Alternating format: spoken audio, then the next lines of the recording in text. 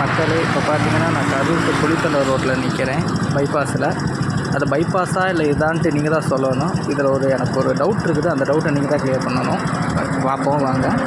இங்கிட்டு பாருங்கள், இதான் ரோடு, 2 வழி சாலை தான். ஓகேங்களா?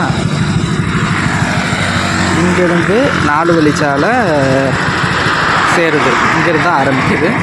நல்லா பார்த்துக்கோங்க. இது 2 வழி சாலை. இது 2, இது 4. ஓகேங்களா? இப்போ இதில் எனக்கு என்ன டவுட்டுன்னா, இப்போ ஒரு கிலோமீட்டர் 2 கிலோமீட்டர் போனோடையுமே சுங்கக்கேட்டு வருது. இங்கிட்டிருந்து வர வண்டி 2 வழிச்சாலை தான் வருது. 2 வழிச்சாலைக்கு சுங்கக்கேட்டில் காசு வாங்கி நான் இது வரைக்கும் பார்த்ததில்ல. இது ஒரு வேளை வாங்கக்கூடாதுன்னா இது பகல் கொள்ளைங்கிறது. அப்போனா வர வண்டிக்கு தான் வாங்கணும், போகிற வண்டிக்கு வாங்கக்கூடாது. இப்போ பாருங்கள், கிலோமீட்டர் நோட் பண்ணிக்கோங்க. 086 85னே வச்சுக்கோங்க. இப்போ நான் போகிறேன். அதில் பாருங்கள் எத்தனை கிலோமீட்டர் சுங்கக்கேட்டு வருதுன்ட்டு. இன்னொரு தடவை நல்லா பார்த்துக்கோங்க. 086. இப்போ நான் வண்டி எடுக்க போகிறேன். இந்த வீடியோ ஸ்கிப் பண்ணிக்கலாம், அப்படியே போகிறேன். பாருங்கள் எத்தனை கிலோமீட்டர் சுங்கக்கேட்டு.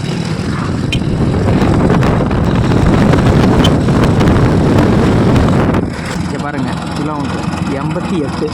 2 கிலோமீட்டருக்கு சுங்கக்கேட்டு போட்டு காசு வாங்குறாங்க. இது வந்து 2 வழிச்சாலைக்கு காசு வாங்கலான்னா தப்பு இல்லை. ஆனால் 4 வழிச்சாலை தான் காசு வாங்கணும்னா இது வந்து பகல் கொள்ளை. அப்படின்னா அங்கேருந்து கரூர்லேருந்து குளித்தலை வர வண்டி தான் காசு வாங்கணும். குளித்தலையிலேருந்து இங்கே போகிற வண்டி காசு வாங்கக்கூடாது.